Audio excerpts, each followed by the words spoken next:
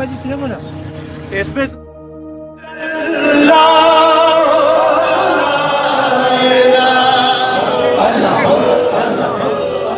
السلام علیکم ورحمۃ اللہ وبرکاتہ جی، ہمارا یہ سفر 9 جون 2024 کو بروز اتوار شروع ہوا اور مری کے اندر یہ عظیم دربار ہے ایک اللہ تعالیٰ کے ولی کامل کا، بوڑا شریف کے نام سے یہ جگہ مشہور ہے، اور اس کے ہم آپ کو بتائیں گے کہ راستہ کس طرح کا ہے اور کہاں سے جاتا ہے۔ یہ ہم قافلے کی شکل کے اندر تمام جتنے بھی ہماری یہ گلاگے کے دوست احباب تھے ان کے ساتھ ہم مل کر گئے، اور راستے کے اندر جاتے ہوئے ایک جگہ پہ ہم نے چھانگلہ گلی کے قریب، یہ شکیل صاحب ہے ہمارے جی، وہاں پہ ہم نے چائے پی اور تھوڑی دیر کے لیے ہم وہاں پہ رکے، اور بڑا ہی خوشگوار قسم کا موسم تھا بارش کی وجہ سے، اور اس لیے یہ راستے کے اندر ہم ٹھہرے تھے۔ یہ ہمارے امین بھائی اور ان کے صاحبزادے ہیں، اور ان کے ساتھ یہ ہمارے پرویز بھائی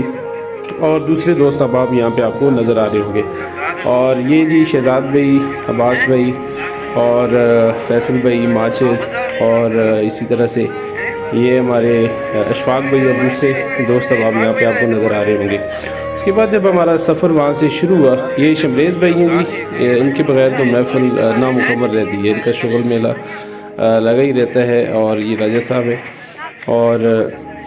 یہاں سے جب ہم نیچے گئے گولڈنا کے قریب، گولڈنا سے نیچے اترے، تھوڑا سا نیچے جا کر وہاں پہ بیچ جنگل کے اندر بوڑا شریف کے ایک خلیفہ تھے، ان کی طرف سے یہ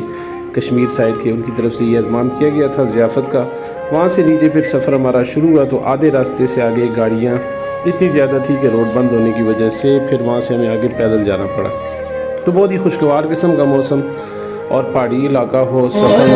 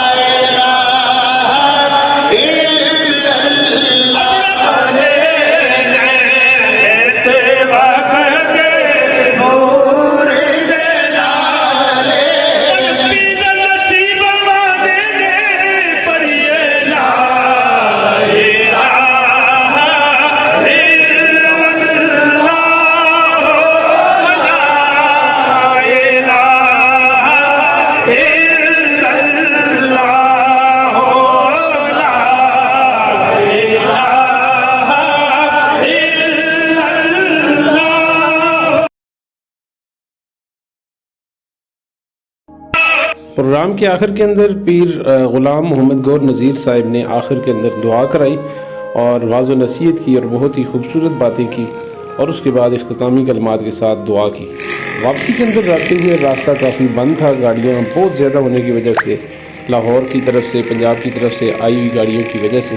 راستہ بہت زیادہ بند تھا، اور تو ہمارا ایک بہت ہی خوشگوار جو ہے نا یہ سفر تھا، ایک یادگار سفر تھا، اور اللہ تعالیٰ کے ولیوں کے صدقے اللہ تعالیٰ ہم سب کی مغفرت فرمائے، اور ان کی تعلیمات پہ ہم سب کو چلنے کی توفیق عطا فرمائے۔ اور یقیناً یہ اللہ تعالیٰ کے ولی ہیں، اولیاء کاملین ہیں، جنہوں نے برصغیر کے اندر اسلام کا بول بالا کیا، توحید کا درس دیا، رسول پاک کا پیغام عام کیا، اور انہوں نے لوگوں کو یہاں پہ کفر اور شرک سے دور کیا۔ آج جو کچھ درباروں کے اوپر اگر غلط ہو رہا ہے، سجدے لوگ کر رہے ہیں یا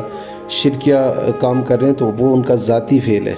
اور ان کا اہل سنت کے ساتھ کوئی تعلق نہیں ہے، یہ ان کا ذاتی فعل ہو سکتا ہے۔ اور یہ کاملین نے تو ان چیزوں کو ختم کرنے کا اور توحید کا، رسالت کا درس دیا تھا۔